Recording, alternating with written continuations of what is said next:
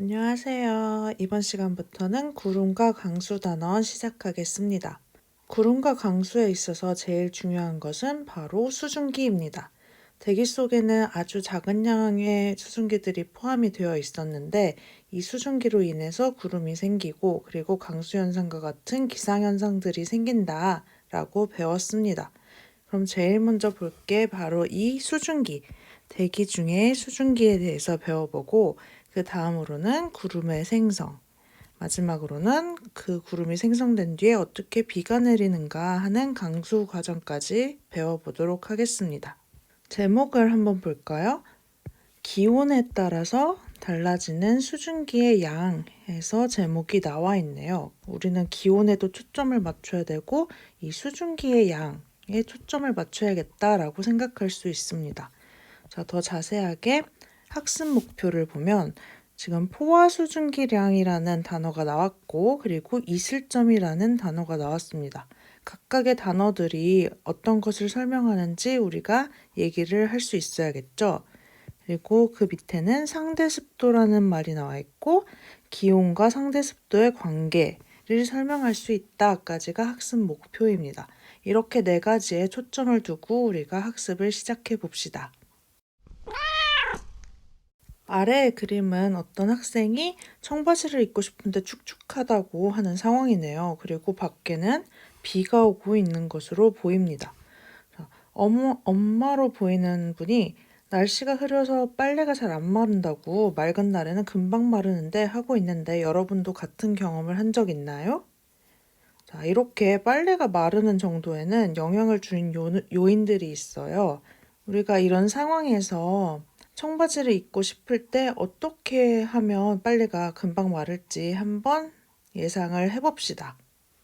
자, 빨래가 빨리 마르려면 빨래에 있는 물이 수증기로 변해서 날아가면 빨래가 마르게 되는 거겠죠. 이렇게 물이 수증기로 변해서 공기 중으로 날아가는 것을 증발이라고 배웠습니다. 그래서 우리가 증발을 배웠었고 반대로 공기 중에 있는 수증기가 다시 물이 되는 것을 본 적이 있을 거예요. 차가운 아이스 커피를 이렇게 받았으면 이 아이스 커피의 컵 표면에 물방울이 생기는 것을 우리가 많이 볼 수 있어요. 그래서 겉에를 감싸주는 홀더를 이용하기도 하죠. 그리고 아이스크림 통이 있을 때 아이스크림이 담겨 있는 통 겉 표면에 물방울이 생기는 것을 볼 수 있습니다. 공기 중의 수증기가 차가운 표면 근처에서 물방울이 되는 현상들도 많이 관찰할 수 있는데 이러한 것은 응결이라고 합니다. 그래서 왼쪽에 증발과 응결 해가지고 나와 있죠. 눈에 보이지는 않지만 공기 중에는 수증기가 포함되어 있습니다. 우리 눈엔 보이지 않아요, 기체가. 자, 기체는 기체 분자들이 각각 독립적으로 움직일 때가 기체였습니다. 그래서 이 기체 분자는 굉장히 작기 때문에 우리 눈에 보이지 않습니다. 그러면 공기 속으로는 수증기가 무한정 들어갈 수 있을까요? 자, 공기는 얼마나 많은 수증기를 포함할 수 있을까라는 질문이 있습니다. 그 질문에 대한 답이 바로 아래에 있습니다. 공기는 일정한 양의 수증기만을 포함을 할 수 있는데 이것을 바로 포화 수증기량이라고 합니다. 포화 수증기량은 아래에 정의가 나와 있는데 포화 수증기량을 설명하기 위해서 기준을 잡았어요. 그게 바로 1kg의 공기입니다. 이 1kg의 공기가 최대로 포함할 수 있는 수증기의 양을 g으로 나타낸 것을 포화 수증기량이라고 하게 됩니다. 포화라는 단어는 위에도 나와 있는데 최대한 포함하고 있다. 이러한 상태를 포화라고 하게 됩니다. 그래서 1kg 공기 안에 수증기가 꽉꽉꽉 가득 차 있는 상태를 몇 g인지 쟀을 때 그것을 포화 수증기량이다 라고 할 수 있습니다. 단위는 1kg당 몇 g의 수증기량이다 해서 g/kg 단위를 쓰게 되겠습니다. 포화 수증기량을 확인할 수 있는 실험이 바로 아래에 있는 컵 수정 높이 변화입니다. 이렇게 두 개의 컵을 준비하고 하나의 컵에만 이런 식으로 수저로 덮어두고 시간이 경과함에 따라서 컵의 수면 높이를 측정하게 됩니다. 그럼 3, 4일 후에는 1번 컵이 있었고 2번 컵이 있었는데 1번 컵의 수면의 위치는 낮아진 것을 확인할 수 있습니다. 하지만 2번 컵의 수면의 위치는 거의 일정하다라는 것을 볼 수 있습니다. 이 수조 안에는 컵 속에 있던 물이 증발하여 수증기들이 수조 안에 가득 차게 됩니다. 1번 컵은 열린 공간에 있죠. 이러한 열린 공간에 있는 기체들은 계속해서 증발을 하고 이 증발한 기체들이 또 다른 곳으로 계속 퍼져나갈 수 있습니다. 증발이 계속 일어나서 수면의 높이가 낮아지는데 이번의 경우를 보면 증발이 일어나다가 수조 안에 차 있는 수증기 분자들도 다시 액체로 돌아오는 응결 현상이 일어납니다. 그래서 처음에는 증발이 많이 일어나다가 나중에는 응결도 많이 일어나게 됩니다. 이 응결은 수증기 입자수가 점점 많아질수록 응결되는 분자의 수도 많아지겠죠. 그래서 증발하는 애들과 응결하는 애들의 수가 같아지면 더 이상 수면의 높이가 변화하지 않습니다. 그래서 이번 컵과 같이 수면의 높이가 거의 변하지 않더라라는 것을 확인할 수 있습니다. 1번의 경우에는 계속해서 증발이 일어나더라도 포화 상태가 아직 안 되었기 때문에 계속 증발이 일어나서 수면의 높이가 낮아집니다. 하지만 2번의 경우에는 수조로 덮여 있기 때문에 공기 속의 수증기량이 포화 상태가 되어 더 이상 물의 양이 변하지 않는 한계를 갖게 됩니다. 포화 수증기량 곡선을 해석하는 것이 중요한데 함께 봅시다. 우리 그래프를 볼 때는 가로축과 세로축을 확인을 해야 돼요. 그래서 가로축은 지금 기온이고 세로축은 수증기량이 나와 있다라고 볼 수 있는데 수증기량의 단위 선생님이 알려줬죠. 1kg당 들어있는 수증기의 량이다, 그람수다 라고 해서 g/kg이라는 단위를 갖습니다. 그러면 한번 해석을 해볼까요? 기온이 높아짐에 따라 포화 수증기량 곡선은 각 기온마다 공기 1kg당 최대로 얼마까지 수증기를 담고 있을 수 있느냐라는 것을 이렇게 점점 나타내서 선으로 이어놓은 그래프입니다. 30도라는 기온에서는 최대로 들어갈 수 있는 양이 27.2g/kg이더라 라는 것입니다. 그러면 1kg의 공기에 27.2g의 수증기량이 가득 차 있을 수 있겠죠. 그리고 20도를 보면 20도에서는 14.7g/kg의 수증기량을 가질 수 있겠다라는 선을 확인할 수 있습니다. 기온에 따라 포화 수증기량이 다르다는 것을 우리가 확인할 수 있죠. 그리고 하나의 경향성을 더 볼 수 있는데 바로 기온이 높아짐에 따라 포화 수증기량이 증가하더라 라는 것을 확인할 수 있습니다. 공기가 최대한 포함할 수 있는 수증기량이 온도에 따라 달라지는 것을 확인할 수 있었고, 그리고 기온이 높을수록 포화 수증기량은 증가한다 라고 할 수 있습니다. 이때 주의를 해야 하는 게 우리가 30도라고 무조건 27.2g의 수증기를 갖는 것이 아닙니다. 이 사이에 있는 어느 위치에도 존재할 수 있기 때문에 27.2는 최대한으로 포함할 수 있는 수증기의 양이지 30도라고 항상 27.2g의 수증기를 갖는다라는 것으로 해석하지 않길 바랍니다. 다음 장은 이슬점이 나와 있습니다. 그래서 이슬점의 정의를 먼저 함께 봅시다. 이슬점이 있는데 공기 중에 수증기가 응결하기 시작할 때의 온도를 이슬점이라고 한다라고 되어 있습니다. 방금 보고 왔던 포화 수증기량은 기온에 따라 달라지는 값이었어요. 그래서 기온과 포화 수증기량이 관계가 있었다라는 것을 기억을 하고 기온이 높아질수록 포화 수증기량이 증가하더라라는 것 방금 보고 왔었죠. 그러면 이 이슬점과 포화 수증기량을 어떻게 연관 지을 수 있을까? 그것에 대해서 한번 공부해 보도록 합시다. 포화 수증기량이 기온과 관계가 있었다면 이 이슬점은 공기 중에 포함된 수증기량에 따라서 달라집니다. 이거를 혼동을 하면 안 돼요. 이슬점은 기온과 관계가 없습니다. 이슬점은 공기 중에 포함된 수증기량의 관계가 있다라는 이것을 잘 기억해 두길 바랍니다. 아래 그래프를 함께 확인해 보겠습니다. 이슬점과 수증기량의 관계에 대해서 나와 있는데 세 가지 상태가 나와 있네요. 바로 A 상태, B 상태, C 상태가 나와 있습니다. 그래서 A 상태와 C 상태에 지금 수증기량이 같다라고 해석을 할 수 있겠죠. 모두 7 정도의 위치에 있네요. 그런데 반면 B의 경우에는 14 정도에 위치한 B의 상태를 잘 나타내주고 있습니다. A와 B를 먼저 비교해 보겠습니다. A와 B는 지금 같은 기온 상태에 있죠. 24도라는 같은 기온 상태에서 있습니다. 하지만 공기 중에 수증기량이 다르죠.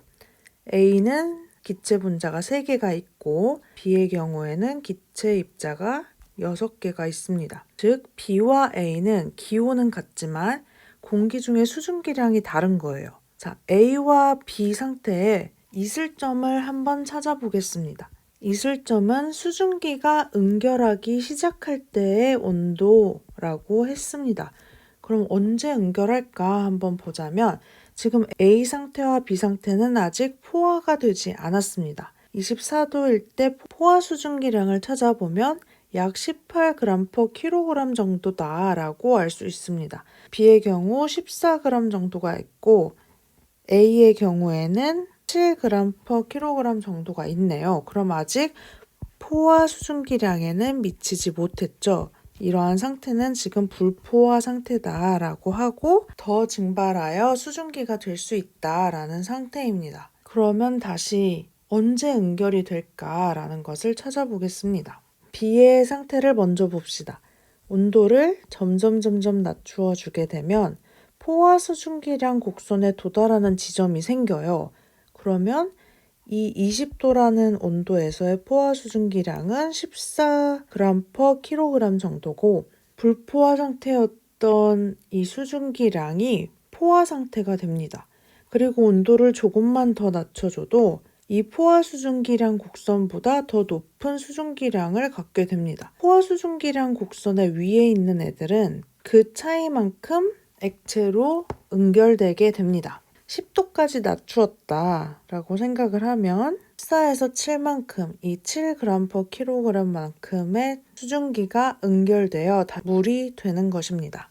이렇게 물로 다시 응결되는 것이 언제 시작하느냐라고 했을 때는 포화 수증기량 곡선과 만나는 이 지점의 온도를 이야기해 주면 됩니다. 그리고 이 온도를 바로 B의 이슬점이다 라고 찾게 됩니다. 그러면 A의 이슬점을 한번 다시 찾아볼까요? A를 온도를 점점 내려줍니다. 내려주면 포화 수증기량 곡선과 만나는 지점이 있죠.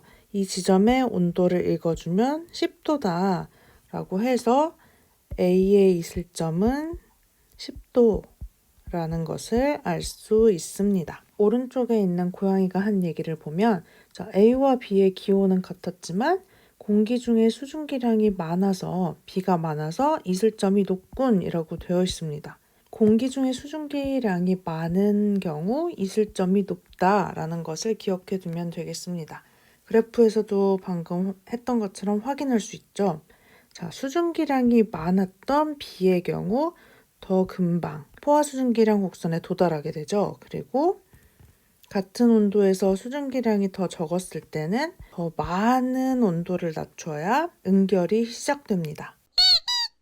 방금은 A와 B를 비교해 봤는데 이번에는 A와 C를 비교해 봅시다.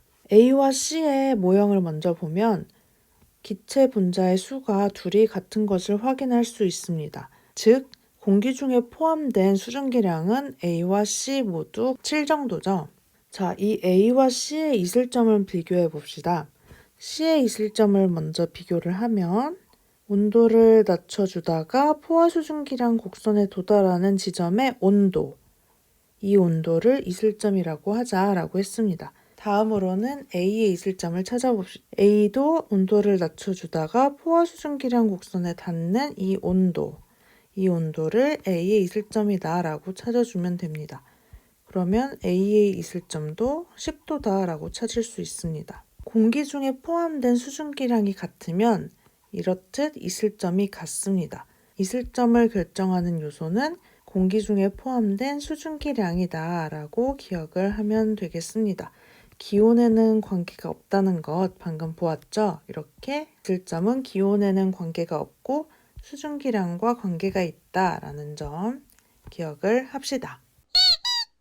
다음으로 우리가 배울 것은 바로 상대 습도입니다. 상대 습도는 우리가 평소에는 습도라는 단어로 많이 쓰고 있는데요. 먼저 단어를 보면 이 습도라는 것은 공기가 건조하거나 습한 정도를 나타내는 것이다 라는 것을 우리가 알고 있습니다. 이 상대 습도는 현재 기온에서 우리 기온마다 포화 수증기량이 다르다고 했어요. 그래서 현재 기온에서 포화 수증기량에 대한 실제 수증기량이 얼마나 되느냐 이것을 백분율로 나타낸 값이다 라고 기억을 하면 되겠습니다. 식으로 나타내면 이렇게 되겠죠. 이때 현재 기온에서의 포화 수증기량은 기온에 관련이 되어 있고 현재 공기의 실제 수증기량은 이슬점을 통해서 알 수 있습니다. 앞에 나왔던 포화 수증기량 곡선을 왼쪽에 다시 그려보겠습니다. 자, 여기 포화 수증기량 곡선이었는데 온도를 가로축에 그리고 세로축에는 포화 수증기량을 썼습니다. 그래서 온도가 증가할수록 포화 수증기량이 올라가는 이러한 형태의 그래프였는데 함께 보도록 하겠습니다. 어떤 온도를 20도라는 온도가 있을 때 이때 한 상태를 봅시다. 자, 빨간 점의 상태를 보겠습니다. 현재 기온에서의 포화 수증기량은 이 위치를 통해서 알 수 있습니다. 그리고 현재 공기 중에 포함되어 있는 실제 수증기량은 이 위치겠죠. 온도를 낮춰가다가 포화 수증기량 곡선과 만나는 이 지점의 온도를 이슬점이라고 했습니다. 그래서 문제에서 이슬점이 주어진다면 이 이슬점에서의 포화 수증기량이 현재 공기 중에 포함되어 있는 실제 수증기량과 같다라는 것을 확인할 수 있습니다. 다시 돌아와서 상대 습도를 보면 현재 기온에서의 포화 수증기량은 이 분홍색이라고 볼 수 있고 실제 수증기량은 이 노란색의 양만큼이라고 볼 수 있겠죠. 분홍색의 양이 전체라고 보면 전체분의 노란색의 양 곱하기 100 이런 식으로 구한 것이 바로 상대 습도다라고 할 수 있습니다. 자, 기온이 일정하다면 포화 수증기량은 일정합니다. 근데 실제 수증기량이 점점 많아질수록 상대 습도가 높아지겠죠. 이미 공기 중에 수증기가 많이 포함이 되어 있다면 이 많은 수증기들이 다시 응결되는 효과도 많아집니다. 그래서 증발은 계속 일어나더라도 응결되는 애들도 여전히 많기 때문에 잘 증발이 일어나지 않게 됩니다. 아래 그래프도 함께 보겠습니다. 상대 습도는 날씨에 따라서 달라지고 하루 동안에도 다르게 나타난다 라고 되어 있습니다. 그리고 두 번째 말이 중요한데 맑은 날에는 대기 중에 포함된 수증기량이 거의 변하지 않습니다. 우리 이슬점은 대기 중의 수증기량과 아주 밀접한 관련이 있는 온도였어요. 포화 수증기량은 기온과 관계가 있고 이슬점은 대기 중에 포함된 수증기량과 관계가 있다고 했습니다. 이것을 기억하고 있어야 되는데요. 오른쪽 그래프를 보면 시간에 따른 이슬점, 기온 그래프를 나타내었습니다. 기온이나 이슬점을 해석할 때는 왼쪽을 보고 상대 습도를 해석할 때는 오른쪽의 단위를 보면 되겠습니다. 자, 먼저 기온을 보면 오전 5시에 가장 낮고 오후 3시에 기온이 가장 높은 것을 확인할 수 있습니다. 이렇듯 기온은 해가 지고 뜨고 하는 것에 따라서 기온 변화가 큰 것을 볼 수 있는데 초록색 곡선인 상대 습도를 보겠습니다. 자, 상대 습도는 기온과 반대의 경향성을 갖는다라는 것을 알 수 있죠. 왜냐하면 상대 습도의 정의를 다시 한번 떠올려 봅시다. 상대 습도는 현재 공기의 포화 수증기량 분의 실제 수증기량이었습니다.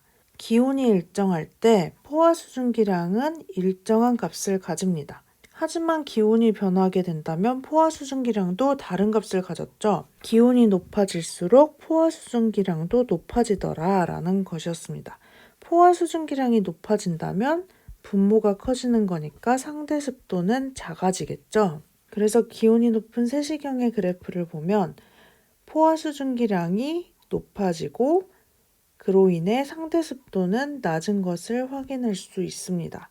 기온이 낮은 새벽 5시의 그래프를 보면 기온이 낮으면 포화 수증기량도 낮아지고 상대 습도는 높아지게 됩니다. 그래서 상대 습도 그래프를 확인하면 높은 점에 있구나 라는 것을 확인할 수 있습니다. 마지막으로 이슬점을 볼까요? 자, 이슬점은 거의 일정한 값을 가집니다. 15도, 17도, 17도 정도의 거의 일정한 값을 가지는데 이 이슬점은 수증기량에만 관계가 있다라고 했습니다. 맑은 날에는 포화 수증기량이 아니에요. 실제 수증기량이 거의 변하지 않습니다. 그래서 상대 습도와 달리 이슬점은 하루 종일 거의 일정하다라는 것을 확인할 수 있는 것입니다. 포화 수증기량이 기온과 관계 있고 이슬점은 수증기량과 관계 있다. 이 둘 차이를 헷갈리지 않고 해석을 하면 되겠습니다. 그럼 아래에 있는 문제를 함께 점검하고 끝내도록 하겠습니다. 3번 문제입니다. 자, 난방기를 켜면 공기의 온도인 기온이 올라가겠죠? 기온이 올라가면 포화 수증기량과 관계가 있는데 포화 수증기량은 증가하게 됩니다. 기온이 올라가면 공기 속에 포함될 수 있는 수증기량이 증가하게 됩니다. 그러면 상대 습도는 어떻게 될까요? 우리가 지금 기온이 올라갔다고 해서 실제 존재하고 있는 수증기의 양은 달라지지 않습니다. 자, 상대 습도의 정의를 다시 한번 기억을 하면 실제 수증기량을 포화 수증기량으로 나눈 값을 수증기량은 생략할게요. 이 나눈 값을 상대 습도다라고 했었는데 실제 수증기량은 일정하겠죠. 하지만 포화 수증기량, 분모에 있는 포화 수증기량이 증가를 하게 된다면 상대 습도는 낮아지게 됩니다. 습도가 낮은 것을 건조하다고 표현을 하고 습도가 높은 때를 축축하다 이런 식으로 표현을 하죠. 이것을 습도가 낮아지기 때문에 건조하다라고 할 수 있습니다. 자, 그럼 오른쪽에 있는 이 식을 다시 봅시다. 여름에는 기온이 높고 포화 수증기량이 증가하니까 분모가 증가하고 그러면 상대 습도가 낮아져서 안 끈끈해하는 거 아닌가요? 라고 생각할 수 있습니다. 그런데 여름은 난방기와 달리 실제 수증기량이 증가를 합니다. 우리 나중에 배우게 될 기단과 관계가 있는데 여름과 겨울의 기단이 달라요. 여름에는 바다에서 불어오는 바람으로 인한 영향을 받고 겨울에는 대륙에서 불어오는 바람의 영향을 받습니다. 바다를 통해서 날아온 공기는 그 안에 수증기를 많이 포함하고 있습니다. 여름에는 포화 수증기량은 증가하지만 실제 수증기량도 많이 증가하기 때문에 상대 습도가 높아집니다. 실제 수증기량이 많아지면 다시 응결되는 애들이 많아진다고 했어요. 우리의 몸 표면에 있는 땀이 증발을 해야 우리가 시원하고 꿉꿉하지 않다고 느끼는데 실제 수증기량이 많은 여름에는 땀이 잘 증발하지를 못합니다. 그래서 우리가 땀이 잘 증발하지 않는다고 느끼고 끈적끈적하다라고 생각을 하게 됩니다. 이렇게 오늘은 우리가 포화 수증기량과 이슬점 그리고 상대 습도 이러한 개념들에 대해서 배웠습니다. 잘 복습하시고 다음 시간에는 구름과 광수에 대해서 배워보도록 합시다. 그럼 다음 시간에 만나요.